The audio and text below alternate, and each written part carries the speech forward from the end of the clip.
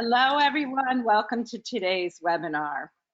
I'm Barbara Scafidio, editor of Prevue, and I will be your moderator for the next hour. I'm thrilled to welcome once again our host, Robert Cow, Senior Director, Charters and MICE, Atlas Ocean Voyages. Today's session will be recorded and you will receive a link via email, so don't worry if you missed something. And as with all Prevue webinars, you will receive CEUs from the Events Industry Council for participating. Speaking of participation, please do jump right in and ask questions and comments, and we hope to be able to get to them toward the end of the hour. Also check your webinar console. We have some material, some handouts for you that Robert has created for this event. So on that note, I'm not going to take any more of your time. I'm going to turn it over to our special guest, Robert. And thank you so much for being here. Well, thank you, Barbara, and a very good afternoon from Central Florida to everyone on our webinar today. Thank you for joining us, and warm greetings for those of you that could not join but will be watching the recording at a later time. Many of you might recognize me and even know me, but yes, I come to you today proudly wearing a new shirt, as Barbara just mentioned. A shirt that I am very proud to wear and bring to you today because I have a new corporate home with beautiful and brand new ships, perfect for the corporate incentive market. And for those that don't, I am Robert Cayo. I joined Atlas Ocean Voyages earlier this year as Senior Director of Charter and MICE. I'm really excited to introduce to you this amazing brand that I've come to fall in love with for the last few months, explain what intimate yacht style cruising is and why, and show you our young fleet and give you basic pointers on why our brand and our product are indeed an ideal solution for anyone sourcing and planning their next incentive cruise or venue. We have packed a couple of different goodies in our agenda today. I will start by sharing a brand presentation. I will then show you a short, less than 3-minute video, and we will wrap up our session with a couple of interviews with two MICE industry experts, Karen Devine, President and CEO of 3D Cruise Partners, and David Littiken, Senior Vice President of Event Solutions for BI Worldwide. I would like to mention that Karen's interview was pre-recorded yesterday, as Karen was not able to join us today due to a last-minute change with one of her programs. Kelly Lefferding, Sales Manager for 3D, is with us today, and she is live. In the interview, we talked to Karen about the state of the incentive industry today as it relates to cruising. We heard from her on what her company's experience has been working and presenting Atlas as a new brand for their clients. David is also live with us on the phone, and we will be talking to David about his role and most recent experience sailing on board our new World Navigator. Yes, he traveled with us on the brand new vessel on an expedition to Antarctica this last February. So be sure to stay till the end and not miss on his experience and hear how he views this for an incentive program. And don't miss him telling us more about doing the Antarctic plunge. And if timing permits at the end, we will have some Q&A. So let's dive right in. Let me introduce you to the fleet first, in order of scheduled arrival, that is. There on the screen, meet our newest bundle of joyful tonnage. She's only really less than 10,000 tons, debuting in Antarctica this coming November of 2022, the World Traveler. And here is her first sibling, identical twin sister, World Navigator. The Navigator entered service last year in August of 2022, so exactly a year ago, in the Med. Our fleet will rapidly grow between now and the end of 2024, where we will have 5 of these identical Explorer-class vessels, all with the same capacity, same layout, same public rooms, same category breakdown. They will be named World Seeker, World Adventurer, and World Discoverer. Atlas Ocean Voyage is the newest brand of Mystic Cruises, and I'd like to make this clear. It is not a new cruise line. Why is that important to note? Because Mystic Cruises falls under the umbrella and ownership of Mystic Invest Holdings, a Portugal-based firm considered and known to be the world's 3rd largest river cruise operator and owner of other cruise lines, including Douro Azul and Nico Cruises out of Germany, hence more than 30 years in the cruise operations arena. We represent a solution for organizations that are challenged with providing a truly unique and exclusive incentive experience to their top producers and loyal customers. But why is that? Well, it is the combination of unique and beautiful destinations, the comfort and luxury level of our staterooms, the luxurious and generous amenities, the delicious food and genuine attentive service, all of which conspire to trigger attendee senses. And when this happens, we know that senses then produce emotions that then create all sorts of lifelong memories. Really what a true incentive trip should always deliver on. Rewarding your most loyal supporters, and whether that's clients or associates, the opportunity to check off visiting some of the world's most iconic and marquee destinations is without a doubt where it all starts with Atlas Ocean Voyages. And frankly, how it should all start. It is the main driver and focus behind offering and operating the most successful and most memorable incentive travel program for a company. Let me tell you this. Let me tell you a little bit more about being on board a yacht-like vessel. While it is synonymous with a casual yet very elegant, some might even refer to it as an elite setting, all surrounded by personalized service from a professional crew in a very intimate setting that is ideal for both forging friendships and fostering camaraderie and reconnecting. This is how our product resonates today and feels like to all of our guests and customers.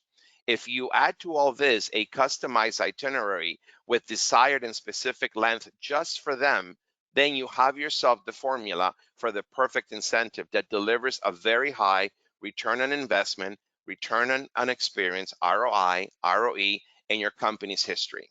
The beauty of doing it with us and our fleet is that you're not limited to only 12 guests like you would be on a yacht, and you can bring as many as almost less than 200 guests. Well, what are some of the things your program attendees will experience and will receive on board in terms of service? What is highly personalized and attentive service at Atlas Ocean Voyage look like? Well, you have it right there on the screen. It is nearly a one-to-one guest-to-staff ratio, very suited and very adequate for the incentive category. These are individuals that have worked very hard for or to attain or reach a goal that now are expecting nothing but the best in service. Genuinely warm and welcoming staff and crew, every need anticipated and fulfilled effortlessly, chilled craft cocktail or sparkling wine upon welcoming them, butler service in suites, room service with always available menu and all accommodations, full in-room dining suite accommodations, in-rooms fridge stocked daily with preferences in every single stateroom category, and gratuities for exceptional services. Again, the destination focus is key for any organization and decision maker considering and evaluating a destination incentive or a cruise incentive to be more precise. You will be rewarding one of the most destination immersive experiences to your guests. I like to say it because I really mean it. If you can crave it, we can probably carve it. That is a term known to a lot of folks that have charter ships before. You crave it, meaning you have something in mind, something that you want to do, destination, length of the cruise, and we have the ability to charter it for you because it's far out enough, then we will carve it, we will create it. Tell us where, tell us when, tell us for how many, and we will do the rest. Despite how young our new brand is, we have been able to understand and identify who our leisure guests are. There are so many common denominators that I'm sure a lot of these attributes or facts will also resonate well with your individual program attendees, demographics, and psychographics. But let me remind you that when you charter a ship, when you charter one of our vessels, it is your crew, it is your dining times, and it is your own audience. But it is good to understand some of those common attributes or common denominators that I just mentioned. You know, average household income of 160,000 plus, 1 million net worth, experienced world travelers or past cruisers. They live in and around large metro areas, have a high level of discretionary income, but really prefer to control the how and the where they spend it. College educated with a desire to continue learning through the love of travel, something we've all done and we continue to do. Members of groups or clubs who like to join and partake in small group activities. And again, the very small, intimate yacht-like setting of the ship is perfect for that. Active engagers and curiosity seekers who enjoy life to the fullest and embrace cultural experiences and personalized encounter with cold, freezing water, like David did out in Antarctica in the plunge. and they like traveling with like-minded individuals. And obviously, clearly, it is a North American target market. Saving the best for last, as they say. This is the part I get to share my passion, and quite honestly, the reason I joined this amazing company. These are true facts, and not just for me pointing them out to you, which will be obvious, but really I hear this from my clients, my charter clients, all the time. I am not suggesting that chartering is by any means a simple task, or it isn't, but because it is indeed a risky proposition. However, when most of the parts or most of the boxes are checked off, we can say that we have 3/4 of the way paved. Let's go into each and every one of them. Why charter with us? Because it's easy and it is convenient. We've talked about the intimate yacht style cruising, the benefits that it brings, that all summarize to a more comfortable and memorable experience, really leading to the highest return on experience that your company has ever had. Perfect size vessel. We are told this all the time, and here's why. With only 95 all outside staterooms that accommodate fewer than 200 guests, 90% of them featuring balconies, we truly have the ideal size. A group of 70, 75, 80, all the way to 90 can have the beauty and the luxury of having the ultimate exclusivity at sea. We offer one of the most premium and generous all-inclusive onboard concept and amenities. Our staterooms are spacious, starting from our starting categories all the way up to our suite from 270 to 465 square feet. Both the main restaurant and the auditorium seat the full capacity of the vessel. That is huge when you're chartering a vessel and have an exclusive program. Multiple public spaces as well on board the ship are ideal and adequate for hosting many different types of functions on board, also accommodating almost the entire capacity of the vessel. The most important part that I always like to bring out, we have flexible terms and general charter terms. I'm specifically referring to those organizations that find it beneficial or prefer to work either with a letter of credit that anticipates a lesser deposit and payment towards the end, or perhaps not able to provide a letter of credit. We can also work with an accelerated payment schedule in lieu of having the letter of credit. We have, as a company and as a team of experts, both the will, the flexibility, and the experience to customize itineraries when you're chartering. We have a quick turnaround of both quotes and itineraries. We like to stay within the 48 to 72 hour window. We understand response to market is important, and we like to stand behind that. We've got over 70 itineraries combined with both of our ships in 2023. Not each one is available for charter, but for the most part, we've got some unique opportunities, and over 50 in 2024 to choose from. You might be wondering why 70 versus 50. Well, that's because we are staying with the trend. We're coping, we're pretty much standing behind the new business volumes that we're getting post-COVID, and we already have a significant amount of chartered sailings and voyages for 2024, but we still have opportunities. And obviously, when we do so, we've got an opportunity to extend our time in port. We do more overnights and ports of call for more in-depth exploration.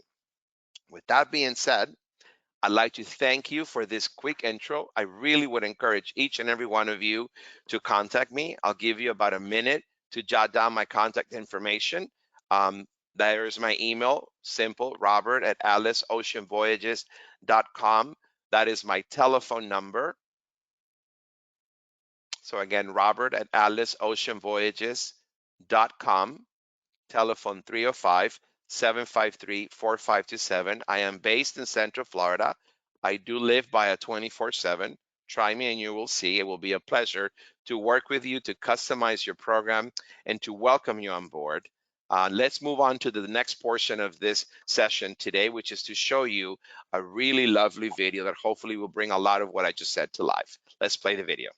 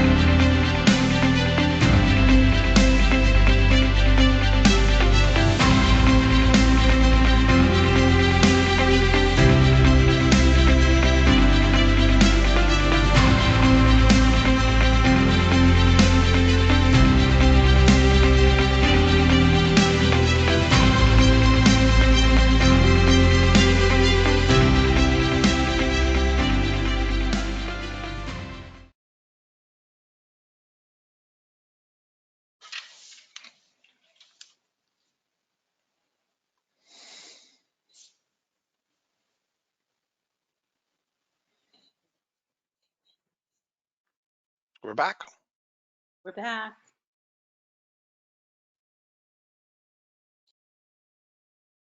Okay. Shall we proceed to the interview? Yes, so we have a panel of experts, and we pre-recorded, as Robert mentioned earlier, Karen Devine. So we're going to roll that interview first.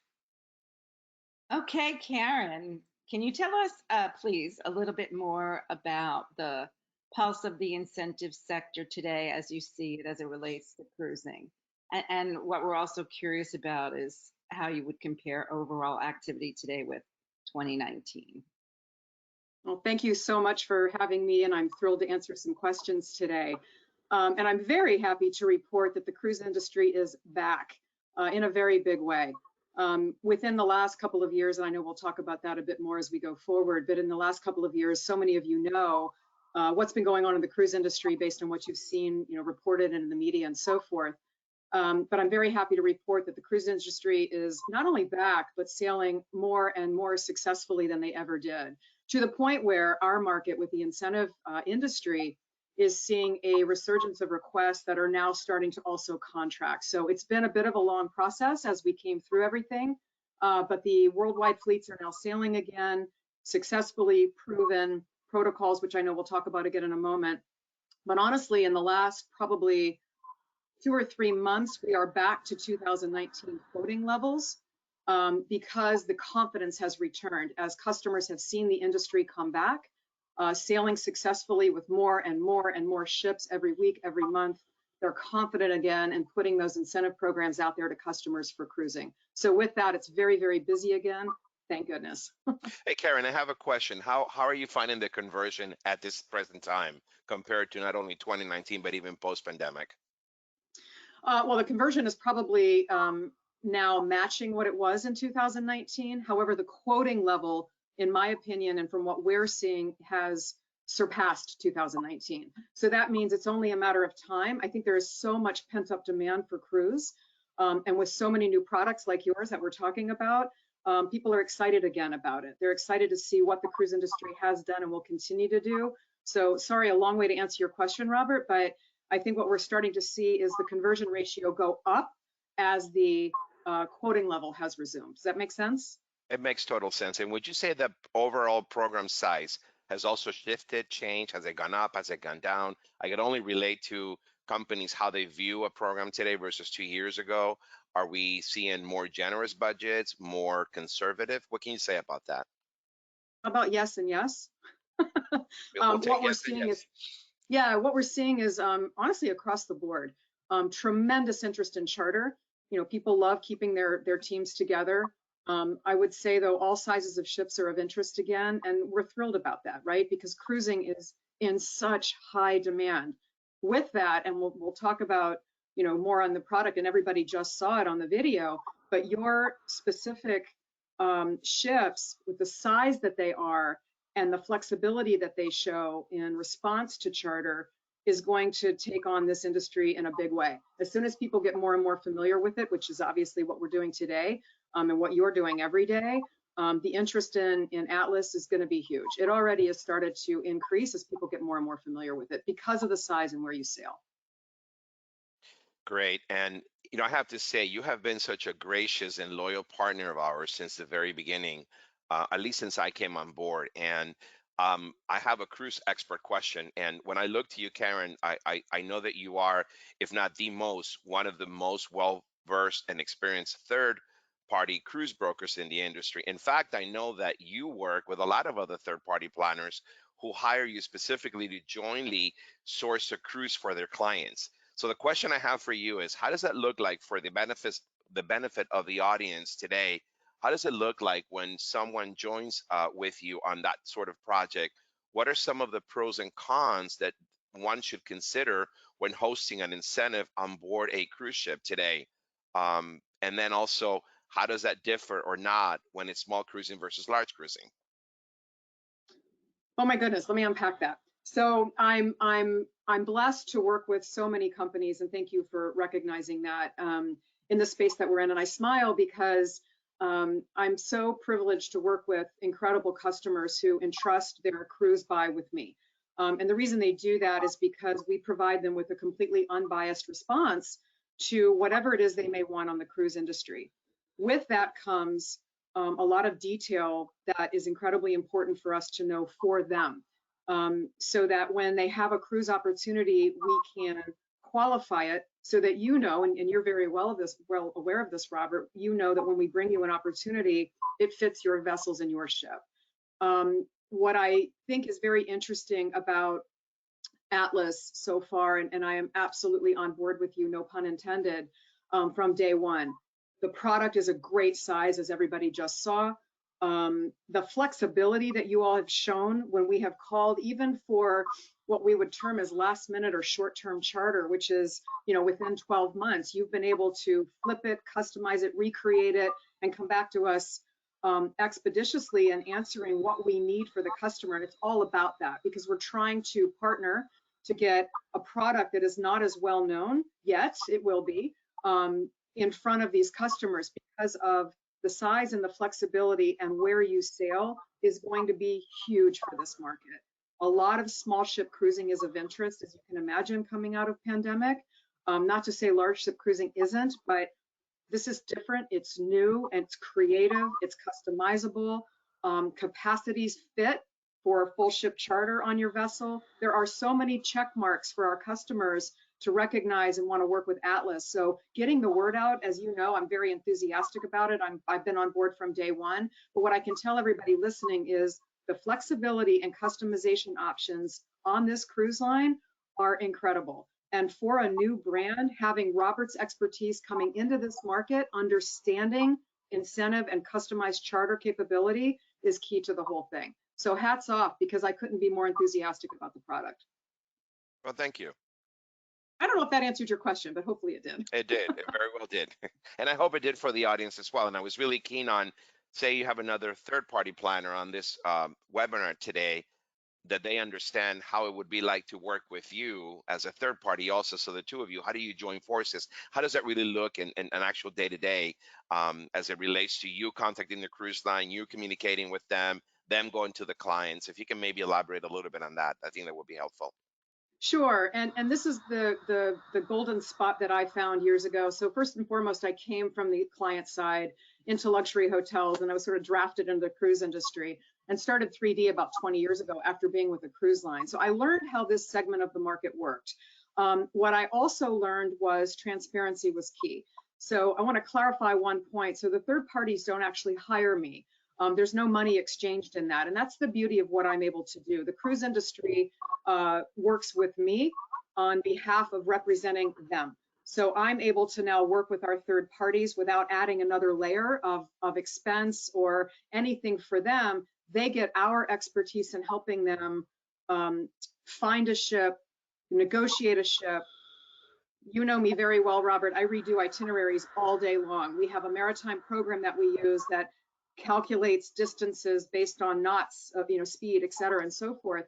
And that is a huge benefit to the customer, because we're able to answer so many questions, because you're one person representing the world for this market. Whatever I know and can help and can address with our customers on the front end, we do, because knowing the product, understanding how it can be customized, understanding the price point. Of course, we're coming to you to customize, based on where your itineraries are, what can we do and how can it fit, right? But what the client gets is us in their pocket. So we're able to understand all the rules and regulations and explain why maritime is different than ground or land. And that's a huge benefit to the customer. So that's why, year over year, we've had the benefit of adding more and more, and primarily third party, but also, of course, direct customers who utilize our services to help them, understanding, and that's the key point, I so appreciate you asking, that we're not putting another layer in there for them. On the contrary, we're helping them present cruise, understand cruise, recognize what product fits, and help them get that in front of their internal client or external client, so that cruise starts to become more and more of an easy conversation for them. And that's very well said, because the one layer that you do insert there is expertise, and it's exactly that. we are open to, transacting, if that's the word, with anyone that thinks there's a cruise for an option. And that's just a great way to go. But at the end of the day, it does require expertise. And you've got that experience that you can bring to the table. I kind of was thinking about it here when you were explaining it. It's kind of like a 4-door car and a 2-door car. They both have 4 seats. So some people don't have a problem jumping into the back seat. And that's kind of what you do. You bring it to perspective and you say, you know what, that won't work for that client. And I have painful memories of you telling me, Robert, that won't work. I'm like, well, Karen, make it happen. And you are so loyal to your expertise and to who you're representing that you would say that's not a program for them. So thank you for that. You're welcome. I will never put a square peg in a round hole, but that doesn't mean I won't try. And that was very instructive, and I learned something there too. So thank you for that. I do want to circle to COVID and COVID restrictions and protocols on the ships today. I think there's a little bit of a disconnect between perception and reality. It is. Yeah. Can you share some of the myths or facts consumers and planners and decision makers might not know about? Oh, I'm so glad you asked me that question. So I spent the better part of the last 2.5 years. I actually flipped it and started a series of my own called Reality versus Perception, because it was incredibly frustrating to watch the evolution of news that was occurring for really one simple fact. And this is something that a lot of people don't know, and I'm happy to share. The reason that we knew all of these information that was getting shared, most of which was not statistically factual, was because the cruise industry was the only, and still is, frankly, the only aspect of travel that has to report to the CDC. So if we think about the very early stages of COVID, which we're all so excited to stop talking about, and we will shortly, I hope, it was the ships that were on the news back in the very beginning. And the reason that we knew what was going on is because they had to report. It was very early on. We all know that this did not travel by ship. It did not get created by cruise ships. It was something that happened. We all became very aware of it by what we were seeing on the news. So fast forward, the cruise industry being the only aspect of travel that had to report to CDC, we all knew the numbers on ships. So I started spitting out facts and statistics because the numbers on ships statistically were so incredibly low by comparison to what was going on in the world. But there was this focus on the cruise industry because we knew what the numbers were. So nobody was really out there putting the information out there. So I just took my own soapbox, got on it, and started talking about statistics to try to get the industry educated on what was actually going on. So fast forward then, and that helped. People started going, and I hope it was an aha moment today of, oh my gosh, I didn't know the cruise industry had to report. Well, the cruise industry then collectively did a wonderful job in putting together healthy sail panels, experts, medical experts, and so forth to figure out how best to get back in the water. There was a point, and I don't mean to prolong this, but I just want to make this clear. There was a point during all of this where there was a company that was actually working on protocols for the hotel industry to resume. They were looking at what the cruise industry used to do in safety and health protocols in order to reopen their hotels. That's incredibly telling. That's an article that went out, and we have the company name that did that. So then the cruise industry doubled down on what they were doing. To get back in the water, they presented a case to the CDC basically, and worldwide to the ports of call, and got approval from all the ports and the CDC and everyone else to resume operations. Once they did that, still reporting numbers, it was immediately recognizable how low those numbers were and how successful the cruise resumption was, to the point where we are now. So within the last 2 months or so, very recent, the CDC released the cruise industry from reported COVID cases because of the successful resumption and the low numbers. Huge for our industry. And that also then for the incentive industry, I'll parallel it there, is clients now saw that successful resumption. Okay, great, it's safe. What was unfortunate is they didn't realize it always was, right? They were going with what they saw on the news and not really recognizing what was going on behind the scenes. So I'm incredibly proud, we all are, of what the cruise industry has done to prove their safety, continue their protocols, now to the point where we are. And again, I want people to realize this is really driven by ports of call, more so than anyone else at this point, but almost everywhere, will be everywhere soon, almost everywhere, requirements are changing. Vaccination requirements are eliminating quickly. Why?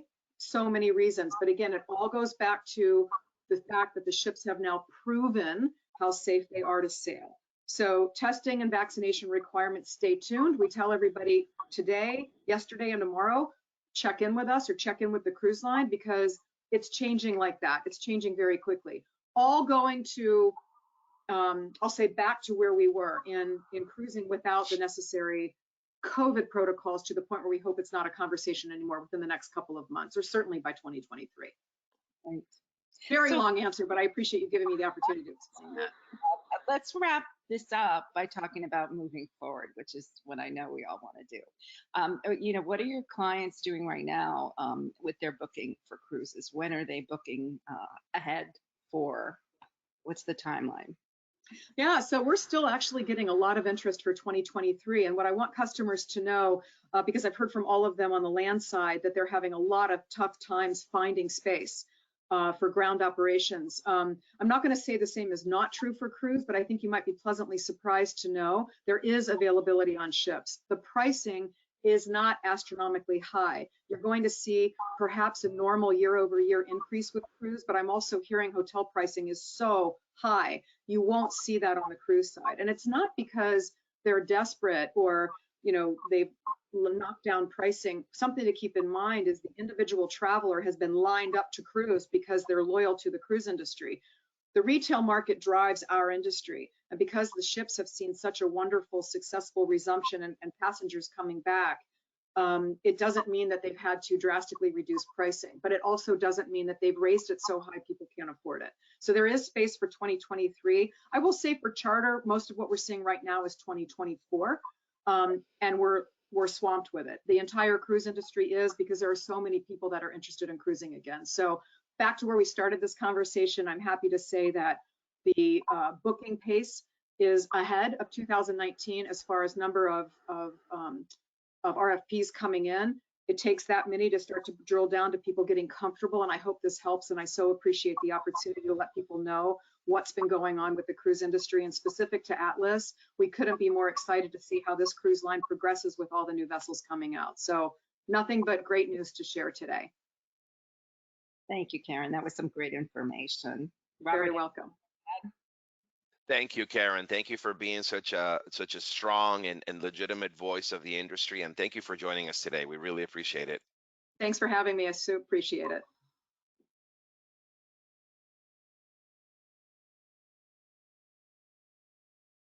And we're back.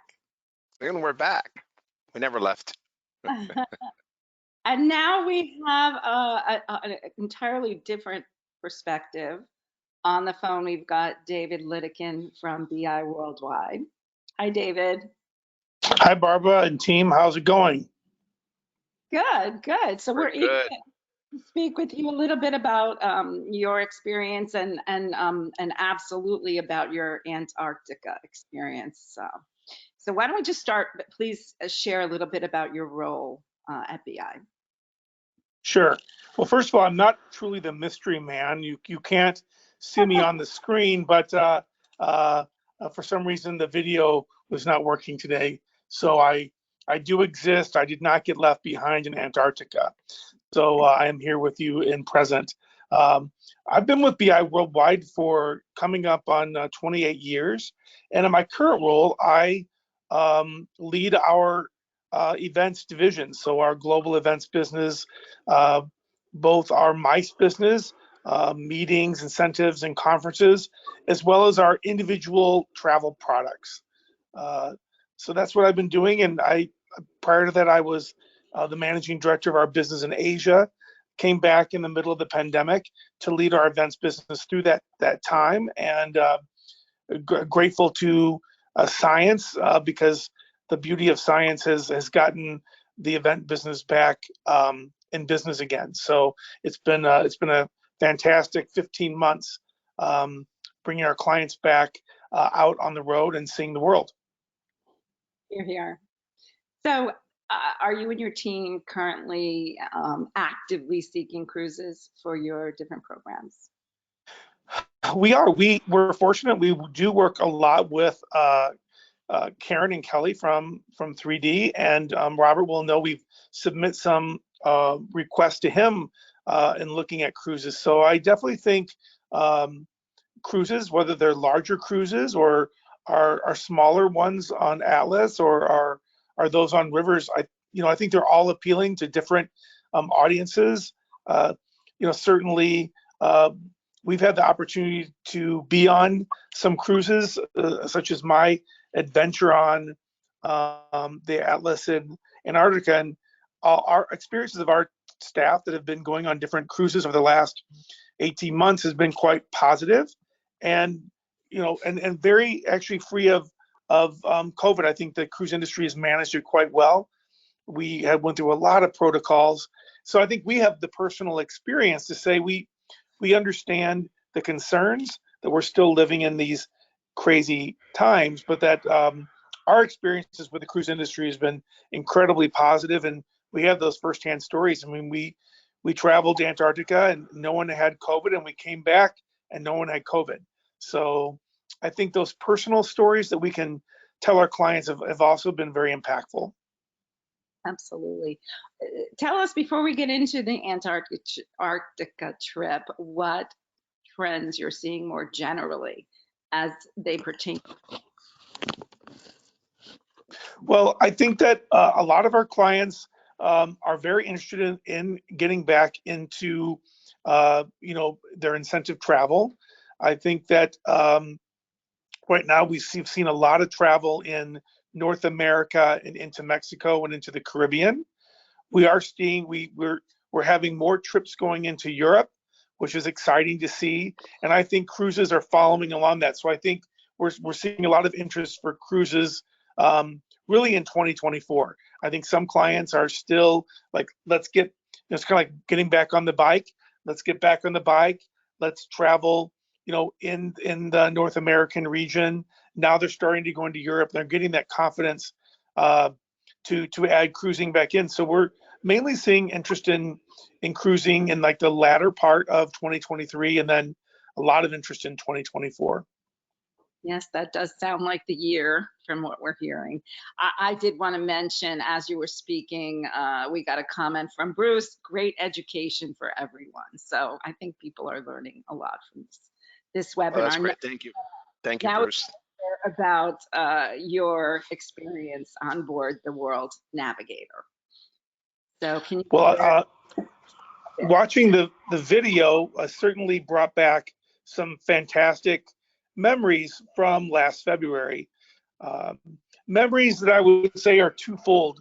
The idea of being on a boat, a yacht-like boat like Atlas provides, was really quite extraordinary. When you get on, from the very moment we got onto the ship to the moment we left, we felt really well cared for. We felt special. The design of the ship are by European designers, so the interiors, to me, they evoke an old world charm that you would think of the Orient Express, but in a very modern way.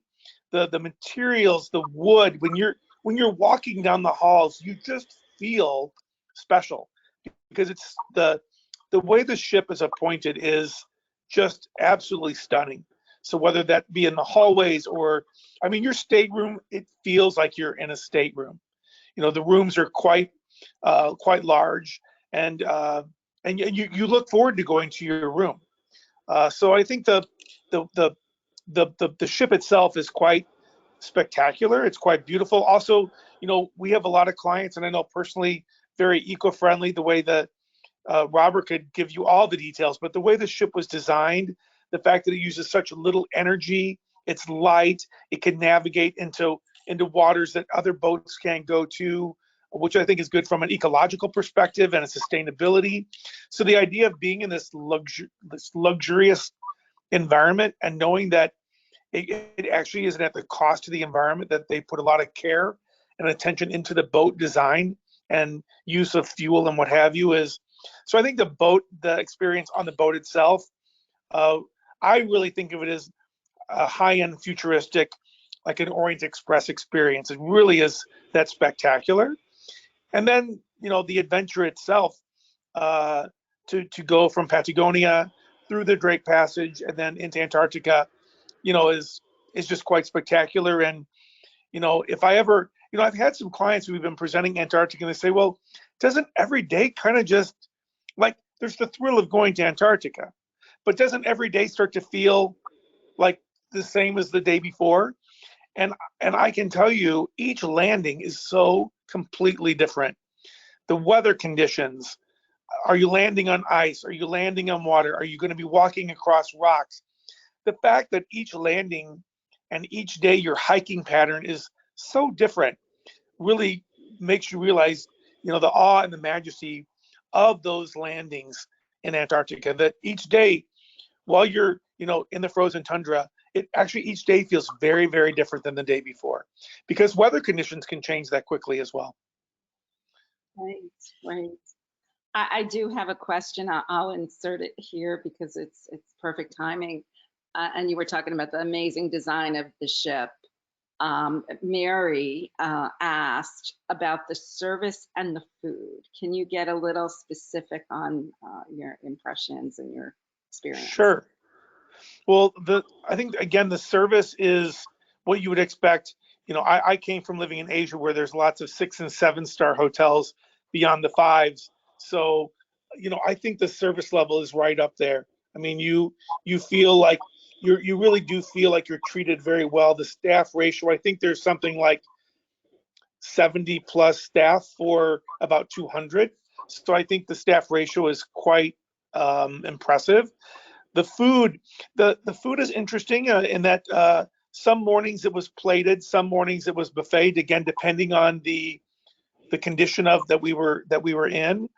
The same went for lunches. So depending on the conditions of the boat's rockiness, would depend on how much of it was plated versus buffet style. And at dinner, there were lots of options. Again, for a smaller experience, I think that maybe it doesn't have the grand buffets of a huge ship, but what it has is more personalized attention. So depending on if you have particular allergy or food needs, those could be accommodated very well. The ship we were on had a Portuguese chef, so there were always Portuguese options. And then each night, the dinner traveled around the world to different countries. But you could always know too that if you wanted an incredible filet mignon steak, it was available every night. And there were some people the last night that said, I just have to have that steak. It was so amazing. So at the dinner time each day, the food was very, very different.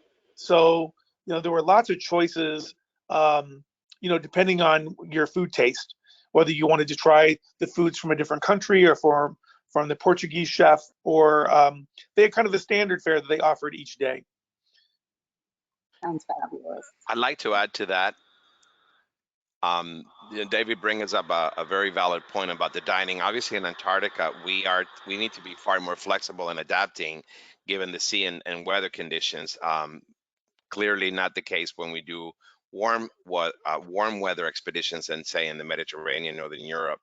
The Portuguese menu is just it's a signature of ours because we are a Portuguese company. And as David pointed out, our dinner does travel throughout the world every single night. But yeah, when it comes to Antarctica, we need to adapt. Far different scenario than when we are in these other places that I mentioned. And I also like to point out a little bit about the fleet and the ships themselves. So David would have experienced our very first ship. He's explained already, you know, the core and how it feels like. Our second ship joining the Traveler this coming November. All of our ships, let me back up a little bit and say all of our ships are designed by a renowned designing team in Portugal. It's a duo. It's called Oito and Tompo, which stands for precisely 8 o'clock. So they do an amazing job. And you'll find with Traveler that the theme of that is Dolce Vita, whereby it's lighter colors, a little bit more airier than Navigator, a lot more tribute to the blues and yellows, you know, to honor the sea. And you'll find that every single vessel coming forward will have a different look and feel on board. But again, the ship itself, the size, the capacity, the venues will all be the same, because I'm sure that's something that, you know, our audience is wondering today. And there's more information about the ships and also the designers on our digital brochure. I know that there's a section in here whereby we've loaded a couple of handouts that you can download to have access to that, and make sure to look through the designing part of the ship to have a better understanding and really appreciate the work that's been done on the ship. Right. So that is right on your webinar portal. You should be able to see those documents. So we have a couple of questions here about the Drake passage. And in there, can you tell us how the ship handled the crossing, both to and from? Sure, I can. You know, it's the idea of going through the Drake Passage feels kind of ominous. It was pretty exciting. On the way through, on the way to Antarctica, there's the anticipation. Fortunately for us, the waves were not as strong on the way through.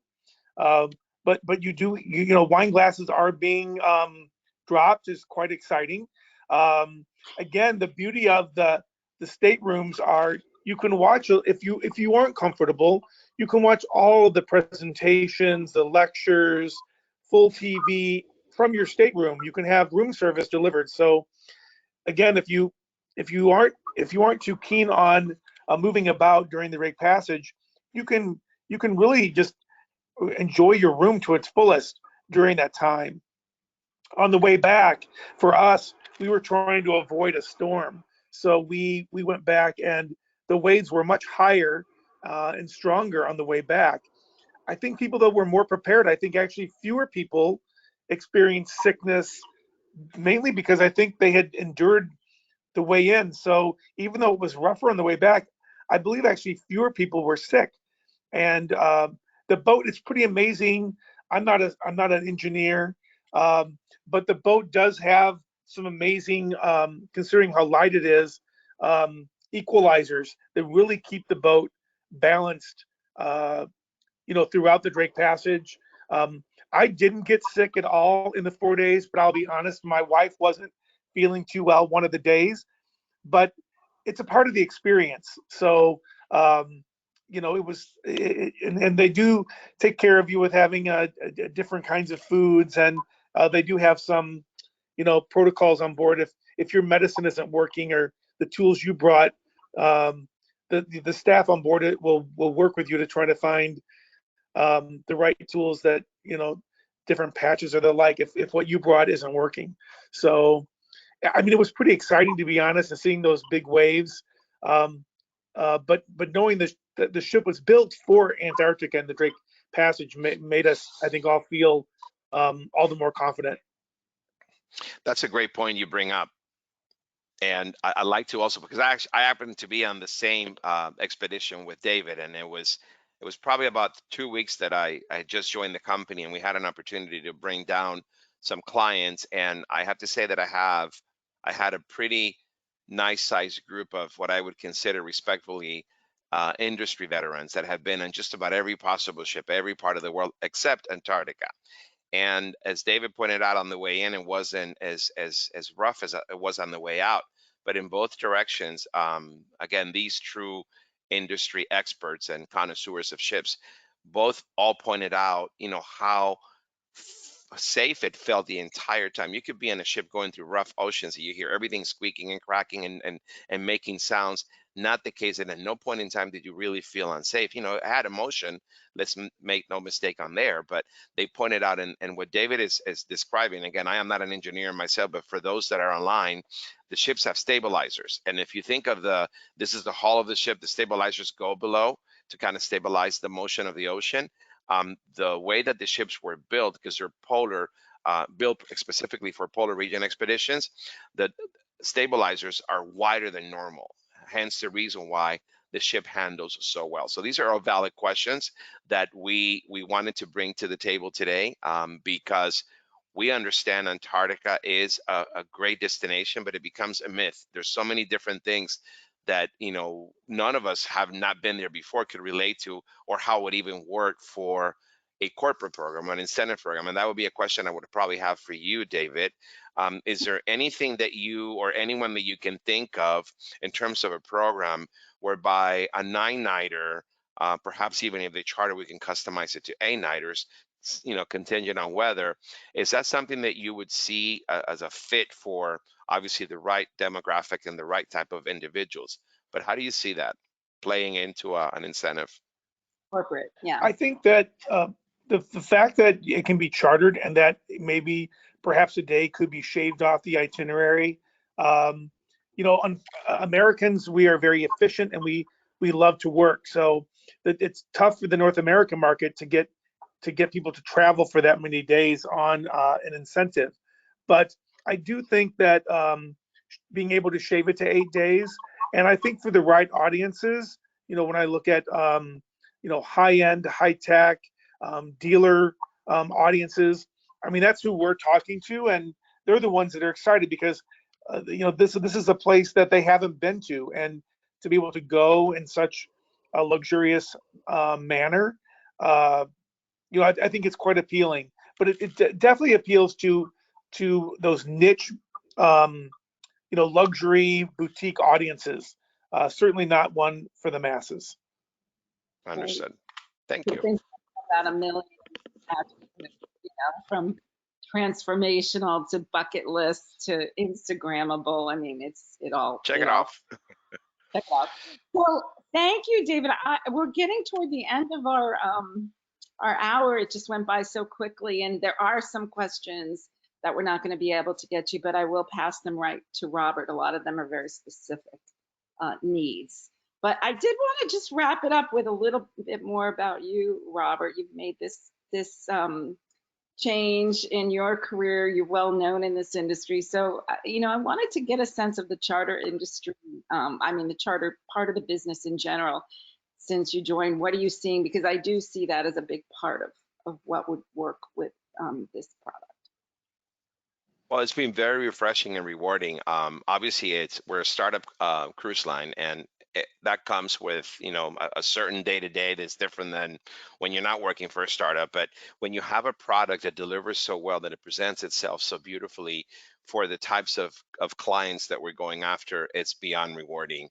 And of course, we have an incredible support from the likes of Karen Devine and David's and many other third-party planners and corporate planners and cruise brokers that have also been in the industry and know how to identify a product that can be an immediate fit. For me, what has been more fascinating, was really what really lured me in when the opportunity was presented, was the size of the ship, the size of the company, the history of the company, the folks that I was going to be working with, but really is delivering a product that truly is different than anything else that's out there, and that is a fit for so many different types of group. And the one thing that completely blows my mind, excuse the expression, is unlike a new product for the incentive market, as soon as you present it, you show pictures, you talk some facts, it is so quickly embraced, and away we go.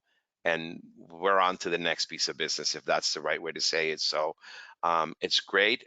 We are seeing the restart and the resumption of business in various ways, just how both David and Karen pointed out.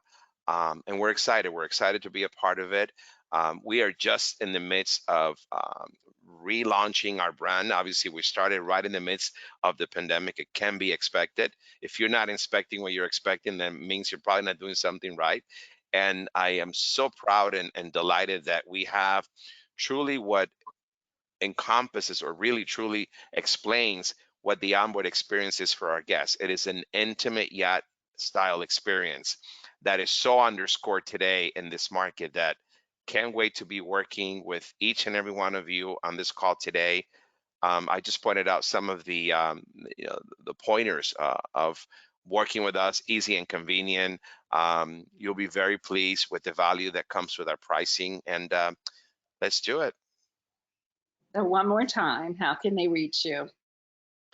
I can be reached via email at robert@atlasoceanvoyages.com, or on my phone at 305-753-4520. 427. Terrific. Terrific. Thank you. Thank you for being here. Thank you to our wonderful panel. Thank you to Karen yesterday for recording. And we didn't forget about you over there, Kelly. Thank you for being a part of this as well. And I will wrap it up here. Thank you all for participating and enjoy the rest of the day. Thank you.